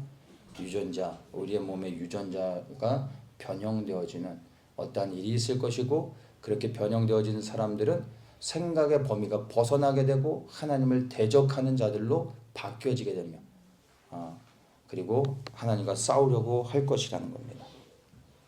이것을 분명히 기억해야 됩니다. 그래서 유전자 변형을 통해 하이브리드 인간이 반드시 생겨날 겁니다. 그리고 사실 스스로 하이브리드 변종 인간이 되어져 가고 있는 일들이 많이 일어나고 있고, 그리고 세상은 이런 것을 새로운 인류라고 말하고, 과학은, 의학은, 그리고 세상의 여러 문화들은 이런 것들을 환영하고 있습니다. 그런데 우리는 이것이 바로 하나님의 심판으로 향해 나가고 있다는 것을 분명하게 여러분들이 인식을 해야 되고, 계시록에서는 바로 이러한 자들이 짐승의 표를 받는 자들로서 그리고 하나님을 대적하게 된다는 것을 설명해주고 있습니다. 오늘날 작은 이제 전자칩 안에 모든 정보가 들어가죠. 그리고 이제 뭐 다 칩으로 결제하죠. 우리가 크레딧 카드로 결제하는 것 같지만 사실은 칩으로 결제하고 있는 겁니다. 이 칩은 더 작아질 겁니다. 모든 정보를 담고 있는 것과 통합되어질 겁니다. 그리고 이것이 이제는 우리의 몸 바깥에 있는 게 아니라 이제 몸 안으로 들어오게 되는 겁니다. 하나하나씩 이렇게 다 각자 떨어져서 행하던 것들이 이제 다 통합되어지고 몸 안에 들어오는 것이 바로 이제 칩을 받는 것들로 되는 겁니다. 그래서 칩으로 결제하고 칩으로 인증하고 모든 것들이 다 칩으로 되어져 가고 있는데, 이미 칩을 받고 있는 사람들도 있죠. 근데 칩을 받고서 생활의 편리함을 위해서 이렇게 칩으로 활용하는 사람들이 있는데, 놀랍게 이 칩을 받는 사람들에게 공통된 게 다 손에 그리고 이마에 두 군데밖에 없습니다. 왜냐하면 이 두 군데 외에는 칩을 삽입할 수가 없기 때문에 그렇게 합니다. 근데 성경은 너무나 분명하게 손과 이마에 칩을 받게 될 거라고 얘기하고 있고, 세상은 그렇게 흘러가고 있다라는 것입니다. 그래서 이 짐승의 표는 분명하게 칩의 형태로서 받게 될 것이고, 그리고 이 칩을 받는 것과 연결되어져서 우리의 몸의 유전자의 변형이 이루어지는 일들이 반드시 있게 된다는 것입니다. 그리고 지금 여러 가지 지난 몇 년간의 팬데믹을 통해서 그러한 일들이 지금 진화되어져 가고 있는 중입니다. 그래서 이렇게 되어질 때 우리의 생각과 행동을 인위적으로 조작하고 컨트롤하게 되면서 하나님을 대적하는 자들로 가게 할 수 있다라는 것을 우리가 반드시 기억을 해야 됩니다. 세상의 많은 사람들이 하나님의 혈통을 더럽혀 가고 있습니다. 그리고 이것이 세상 속에서는 받아들여져 가고 있습니다. 우리는 이런 세상 속에서 더욱더 분별하셔야 되는 겁니다. 이것을 두려운 일로 여겨야 되는 것입니다. 이러한 세상 가운데서 우리는 이제 곧 주님이 오시겠구나라는 것을 세상의 흐름을 통해 보며 하늘을 바라보고 다시 오실 주님에 대한 소망을 가져야 되는 것입니다. 그래서 우리는 노아와 같이 여러분 하나님과 동행하는 사람이 되어질 뿐만 아니라, 또한 여기에서 노아에게 언급했던 것처럼 당세의 완전한 자가 되어져야 되는 겁니다. 무슨 의미인지 아시죠? 우리는 하나님이 우리에게 허락하신 온전한 혈통, 온전한 몸을 보존해야 되는 것입니다. 혹 이걸로 인하여서 우리 안에 불편함이 있다 할지라도, 이것으로 인하여서 피해를 입는다 할지라도 우리는 상관하지 않을 수 있는 이유는, 이것은 이 땅에 대한 삶이 전부가 아니라 이제 곧 오셨을 때 우리에게 영원한 몸을 입혀주실 그 소망을 가지고 우리가 이 땅 가운데서 더욱더 거룩하게 흠이 없는 자로서, 결함이 없는 자로서 구별되어져야 된다는 것을 반드시 기억하십시오. 같이 기도하겠습니다. 주님 감사합니다. 오늘 어려운 부분들을 나눴지만 주님, 우리 한 사람 한 사람에게 이것을 깊이 깨달을 수 있는 은혜를 더하여 주시옵소서. 혹시 오늘 안에 이해되지 않는 부분들이 있다면 성령의 조명하신 가운데서 주님 하나하나 밝히 깨닫게 해주시고, 혹시 전한 것 가운데 부족한 것들, 잘못 자는 것이 있다면 주님 제게 돌이키게 하여 주시고 분별할 수 있게 해주셔서 더욱더 바르게 전할 수 있도록 은혜를 더하여 주시옵소서.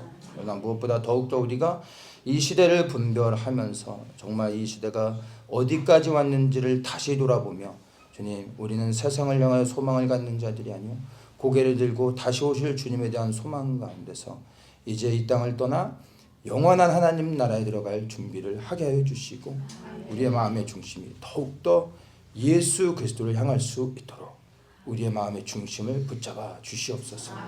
감사하며 예수 그리스도의 이름으로 기도합니다. 아멘.